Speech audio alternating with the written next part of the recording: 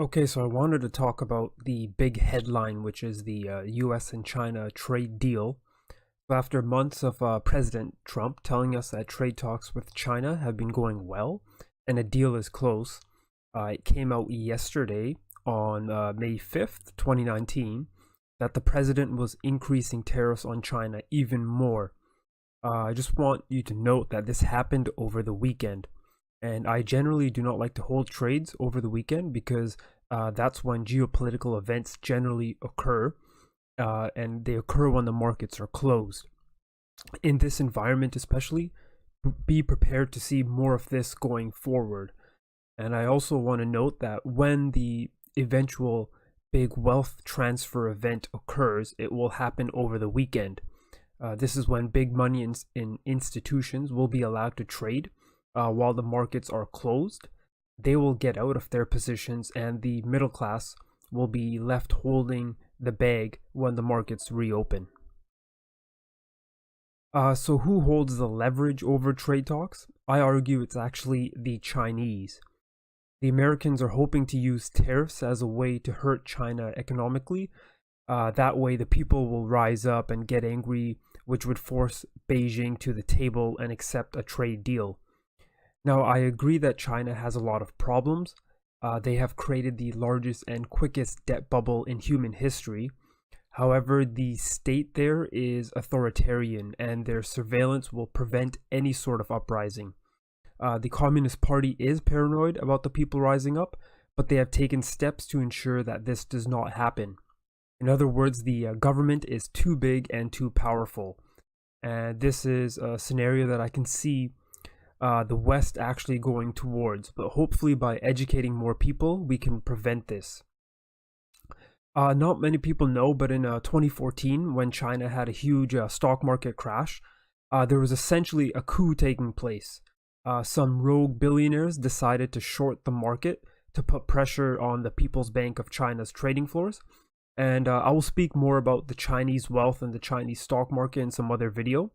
But the main point here is that these billionaires tried to create an economic problem so the people would rise up. If people's investments and retirements went down, they would get angry and rise up. During this time, I was actually working on a Chinese trading floor here in Vancouver, and the Chinese alternative media, I guess it would be, since it's not anything sanctioned by the government, was talking about how President Xi would not even travel by plane during this time due to the threat to his life. This coup was unsuccessful, and these billionaires were either captured, executed, some escaped, and many are still missing. So the Chinese government used this experience to take measures to ensure nothing like this would happen again. This is why the Chinese government is well prepared. The West or America's goal to get China to the trade table will not work this way because the Chinese government is too big. They can control the people, they can monitor the people, and to be honest, the people there are probably afraid of their government. I argue the Chinese have the leverage because they can remain patient as long as they can control their people from uprising. They can wait for a weaker US president to come to office to get a better deal. However, I admit that the Chinese know now that they will likely have to deal with President Trump. After the Mueller report came out saying that there was no Russia collusion, the Chinese and the rest of the world understood that President Trump will likely win the next election, barring some sort of economic crisis, and that's where things get interesting.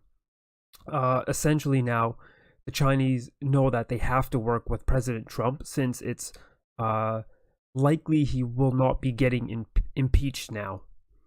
However, China has another card up their sleeve, and it has to do with the American stock markets. The Chinese know that President Trump's weakness, or his Achilles heel, is the US stock markets. He's fascinated by them. He is always touting and celebrating new all-time highs and how strong the US economy is. And if these markets ever fall, it will put more pressure on President Trump for the 2020 election. And is really the only way the Democrats actually have a chance of winning the election, with some sort of economic crisis. Treasury Secretary Steve Mnuchin met with the 6 large banks in December of 2018, and it's likely he told these banks to do what they can to keep these markets propped up. And if any money is lost, don't worry, the government has your back and will bail you out. So as long as these stock markets keep going higher, President Trump can be more aggressive with the Chinese and make it appear as if he is winning. This comes to the weapon the Chinese possess, and that is they hold a lot of American debt. They can sell this debt off and spike American interest rates, which would cause the US stock markets to fall. And when the US markets begin to fall and fall hard, that's when President Trump will be forced to the trade table. So this way, it will be the Chinese who dictate the terms of the trade deal, not the Americans. The problem is that currently, if the Chinese dump American debt, there will be some buyers. Due to the US dollar being the reserve currency and a safe haven, and if no one actually does buy this debt up, the Fed can actually print money to buy the excess debt up for themselves. Because the US dollar is the reserve currency, the Americans can actually print as many dollars as they want as long as the demand for the dollar remains high. So printing money is warranted as long as demand stays high. And this demand is there, again, due to the dollar being the reserve currency and also the Petro Dollar for oil payments.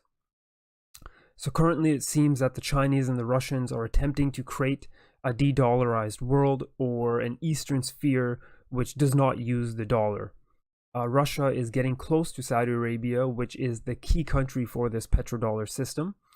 And it is likely that Prince Mohammed bin Salman, if he becomes the next king of Saudi Arabia, he may drop the dollar and shift eastward due to his good relationship with President Putin.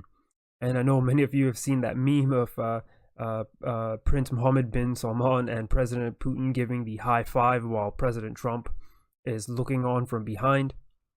And this is probably why the Americans are actually pushing for Mohammed bin Salman to not become the next king of Saudi Arabia. So again, the goal here is to hurt the demand for the US dollar. It is likely the reason why the Russians and Americans are in Venezuela, and their goal is to actually make Maduro officially say that Venezuela will not take dollars for oil payments. And again, while the Americans support the opposition, because once he comes to power, he would maintain the dollar system. So again, I wouldn't be surprised if we see some sort of American intervention in Venezuela, because they sort of have to. So again, once this demand for dollars drops, the Chinese will sell the debt and it will have more of an impact. If the Fed decides to print more money to buy up the debt, will any nation actually still want to hold the dollar? Who knows? But this demand, once it takes a hit, the Americans will now have to start worrying about their debt and about printing money. Currently, they don't need to due to reserve status. And this is a situation actually the French called exorbitant privilege, essentially meaning the Americans can print as much money and will not even have to worry about deficits as long as the dollar remains the reserve currency and holds reserve status.